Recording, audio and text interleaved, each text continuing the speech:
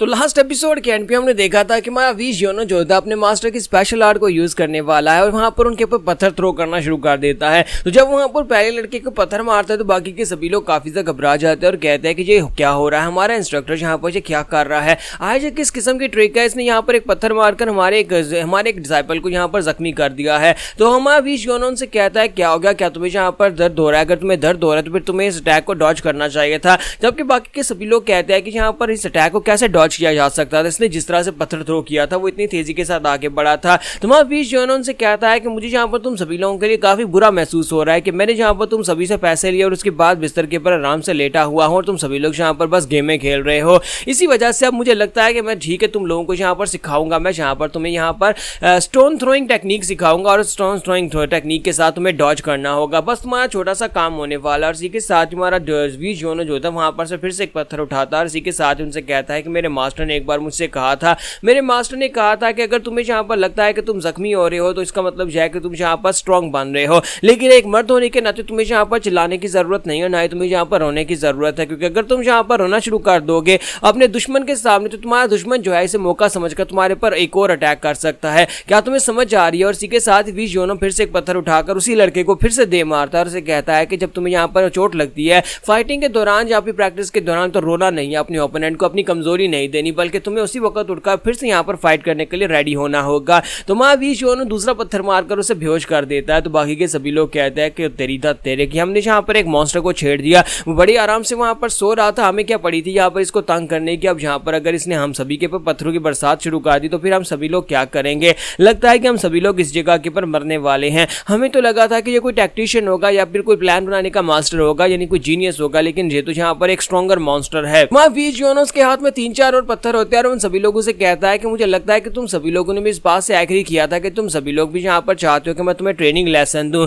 तो क्या तुम सभी लोग रेडी हो? यही तुम्हारा पहला ट्रेनिंग लेसन होने वाला, तुम सभी लोगों को पत्थर को डॉज करना होगा, अगर तुमने डॉज कर लिया तभी तुम यहाँ पर इस ट्रेनिंग में पास हो पाओगे। अब जल्दी से सभी लोग रेडी हो जाओ। हालांकि ये मेथड थोड़ा सा रफ है, हालांकि इसमें थोड़ी बहुत चोट लग सकती है, लेकिन ये ट्रेनिंग मेथड बहुत ज्यादा इफेक्टिव है। इसके साथ देखना कुछ ही महीनों में तुम लोग इतने स्ट्रॉन्गर हो जाओगे कि तुम सभी लोग कहोगे कि हमें यही ट्रेनिंग दोबारा करनी है। अब मैं यहाँ पर सैलरी लेकर मुफ्त में लेटा तो नहीं रह सकता, मुझे यहाँ पर तुम सभी लोगों के साथ ये करना ही पड़ेगा। तो इसी के साथ साइड के ऊपर से रैन आगे बढ़ता है, कहता है कि मेरा एक सवाल है। तो हमारा वी जियोनो से कहता है कि हाँ बताओ कि तुम्हें क्या चाहिए, क्या तुम कुछ कहना चाहते हो? तो वो लड़का उसे कहता है क्या हम लोग यहाँ पर इसको कैंसिल नहीं कर सकते, क्या हम लोग आज ट्रेनिंग कैंसिल करके वही खेल नहीं सकते जो हम लोग पहले खेल रहे थे? जैसा कि आपने कहा था कि हम लोग सेल्फ ट्रेनिंग कर सकते हैं, बैठकर खुद से ट्रेनिंग कर सकते हैं, लेकिन मैं वी जियोनो उसकी बात नहीं मानता। तो यहीं पर से नेक्स्ट सीन जो होता है हमें रॉयल इंस्पेक्टर का दिखाया जाता है। रॉयल इंस्पेक्टर ली वैंग जाका जो कि एम्परर के छोटे ब्रदर भी हैं, तो उनके पास एक बंदा आता है और उनसे कहता है कि सर हमारे पास एक रिक्वेस्ट आई है लोजैंग से।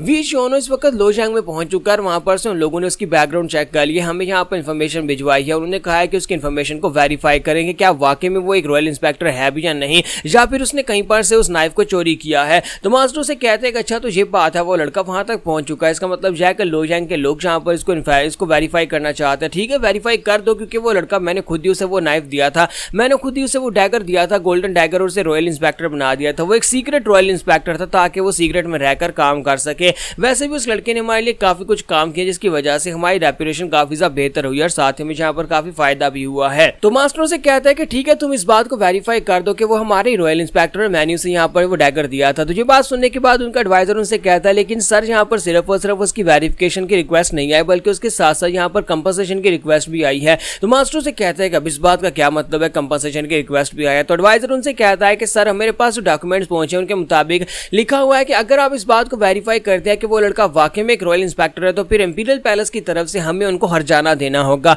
हमें उनको पैसे देने होंगे। वो पैसे किस लिए देने होंगे? क्योंकि उस लड़के ने लोजैंग में जाने के बाद उनकी जो मेन म्यूरम अलायंस यानी जस्टिस अलायंस की जो दीवार थी उसको तोड़ दिया, उनका मेन गेट तोड़ दिया और वहां पर बहुत सारे लोगों को बुरी तरह जख्मी कर दिया। इसके अलावा इस लड़के ने जहां पर उस जगह के ऊपर जाकर जो भी नुकसान किया वो सारे के सारे नुकसान की भरपाई करने के लिए हमें रिक्वेस्ट की जा रही है और उसकी एक डिटेल लिस्ट बनाकर हमारे पास भेजी गई है। ये बात सुनते ही मास्टर चिल्लाकर कहते हैं क्या तुम ये क्या कह रहे हो? क्या वाकई में जस्टिस अलायंस की दीवार को उस लड़के ने तोड़ दिया? पिछले कई सौ सालों से वो दीवार वहां पर खड़ी है, यहाँ तक दुश्मन भी इस दीवार को नहीं तोड़ पाया और उस लड़के ने उस दीवार को तोड़ दिया है। तो एडवाइजर उनसे कहता है कि सर यहाँ पर प्रॉब्लम खत्म नहीं होती, बल्कि एक और बड़ा मसला यह है कि आपने जिस लड़के को यहाँ पर सीक्रेट इंस्पेक्टर बनाया हुआ है उस लड़के ने अपने उस गोल्डन डैगर को निकालकर सारी जनता और सभी रॉयल गार्ड्स जितने भी वहां पर दरवाजे के ऊपर गार्ड्स गार्ड से जस्टिस लाइंस को उन सभी के सामने अपने डैगर को करते हुए चिल्लाकर कहा था कि वो एक रॉयल इंस्पेक्टर है। ये बात सुनने के बाद अब यहाँ पर जो लोग थे उन लोगों ने उसका स्केच बना लिया हुआ और उसका स्केच बनाकर जितने भी ऑफिस है उन सभी में भिजवा दिया हुआ है। इसका मतलब यह है कि अब वो लड़का एक सीक्रेट इंस्पेक्टर तो बिल्कुल भी नहीं रहा, बल्कि आसपास के म्यूजियम के सभी लोगों को पता चल चुका है कि वो लड़का एक सीक्रेट इंस्पेक्टर है।